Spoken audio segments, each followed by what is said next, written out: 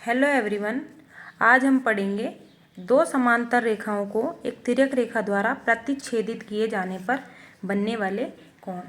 पिछली वीडियो में हम चर्चा कर चुके हैं समांतर रेखाओं और तिर्यक रेखा की परिभाषा के बारे में।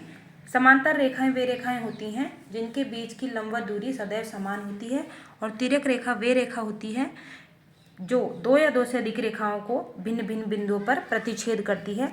तो यहाँ पर हमने दो रेखाएं ली हैं, एल और एम। ये दोनों रेखाएं समांतर हैं। इन दोनों रेखाओं को एक तिर्यक रेखा काट रही है, पी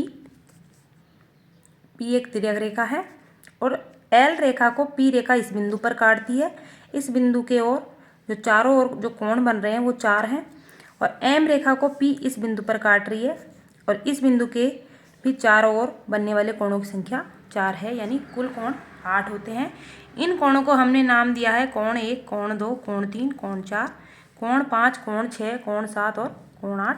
ये कुल कोण जो 8 होते हैं इनको दो तरीके से लिखते हैं। एक होता है अंत्य कोण, दूसरा होता है बाह्य कोण। अंत्य कोण जो होते हैं वो 4 होते हैं जो आकृति के अंदर की ओर होते हैं। कोण 2, कोण 3, कोण 8 और कोण 5, ये चारों कोण अंत्य कोण हैं। और जो आकृति के बाहर की ओर होते हैं वे बाह्य कोण होते हैं। कोण 1, कोण 4, कोण 7 और कोण 6, ये चारों कोण बाह्य कोण हैं। तो ये जो कुल कोण होते हैं 8, ये इनको दो प्रकारों में बांटा गया है, अंत्य कोण और बाह्य कोण। अब इन अंत्य कोणों और बाह्य कोणों को भी अलग अलग कोणों में वर्गीकृत किया गया है। पहला है संगत कोण। संगत कोण जो होता है वो एफ की आकृति में होता है। एफ जो आकृति होती है वो इस तरह की भी हो सकती है, इस तरह की हो सकती है, इस तरह की भी हो सकती है। यानी जो एफ होता है वो उल्टा सीधा कैसा भी हो सकता है। जो एफ होता है, जो एफ है वो इस तरह से है।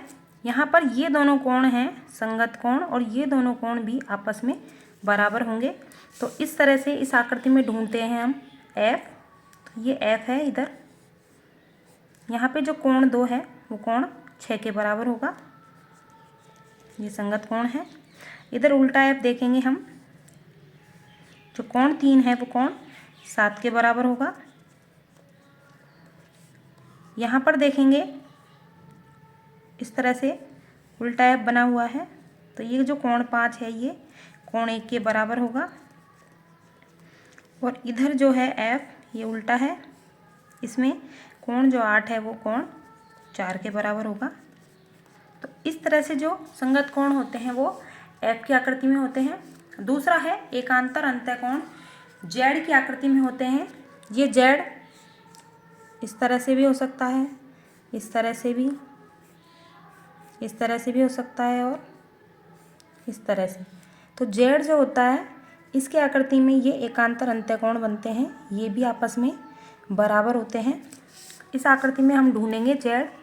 तो यहाँ पर जेड है इस तरह से, यहाँ पर जेड में ये 3 कोण है वो 5 के बराबर है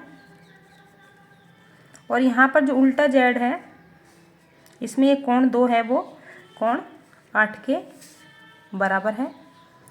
तो जो जेड की आकृति में बनते हैं वो कोण एकांतर अंत्य कोण होते हैं। अगला कोण है एकांतर बाह्य कोण। जो बाहर की ओर होते हैं वो एकांतर बाह्य कोण होते हैं। इस आकृति में देखेंगे बाहर की ओर 1, 4, 7 और 6 हैं। यहाँ पर जो एक कोण है वो कोण 7 के बराबर होगा, ये भी आपस में बराबर होते हैं। और कोण जो 4 है वो कोण 6 के बराबर होगा, ये एकांतर बाह्य कोण होते हैं। अगला है शीर्षाभिमुख कोण। शीर्षाभिमुख कोण एक्स की आकृति में होते हैं, यानी क्रॉस इस तरह से। इनमें क्रॉस में 4 कोण बनते हैं और इनमें आमने सामने के कोण बराबर होते हैं। जैसे ये वाला कोण इसके बराबर और ये वाला कोण इसके सामने वाले कोण के बराबर। चित्र में हम देखेंगे कि क्रॉस कहाँ बन रहा है। तो इस बिंदु पर क्रॉस बन रहा है। तो यहाँ पर जो एक कोण है वो 3 के बराबर होगा और कोण 2 है वो 4 के बराबर होगा। तो यहाँ पे लिखेंगे कोण 1 जो है वो 3 के बराबर और कोण 2 है वो कोण 4 के बराबर। नीचे भी इस बिंदु पर भी क्रॉस बन रहा है, तो यहाँ पर जो कोण 5 है वो 7 के बराबर होगा और कोण 6 है वो 8 के बराबर होगा, इस तरह से। तो क्रॉस की आकृति में बनने वाले जो कोण होते हैं वो शीर्षाभिमुख कोण होते हैं। आमने सामने के जो कोण होते हैं इसमें वो बराबर होते हैं। अगला है तिर्यक रेखा के एक ही ओर बनने वाले अंत्यकोण, जिन्हें सह अंत्यकोण भी कहते हैं। जैसे ये तिर्यक रेखा है P, इसके एक ही ओर बनने वाले यानी इधर की ओर देखते हैं, अंदर की ओर ये दोनों कोण बन रहे हैं, ये दोनों कोण, कोण 3 और कोण 8, इन दोनों कोणों का योग 180 डिग्री होता है। ये दोनों कोण आपस में बराबर नहीं होते हैं, बल्कि इन दोनों कोणों का योग 180 डिग्री होता है।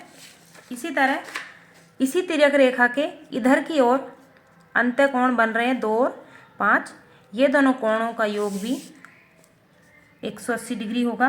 कोण 2 और कोण 5 180 डिग्री।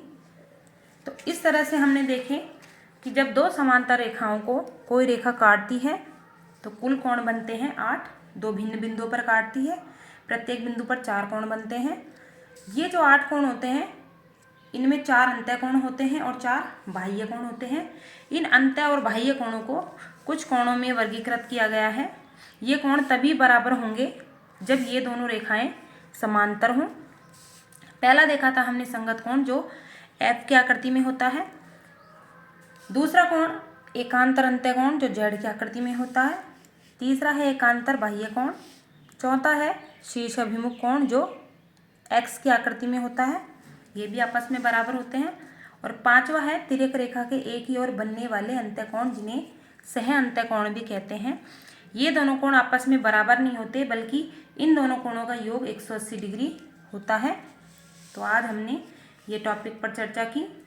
यदि वीडियो अच्छी लगी हो तो लाइक करें, शेयर करें और सब्सक्राइब करें। Thank you.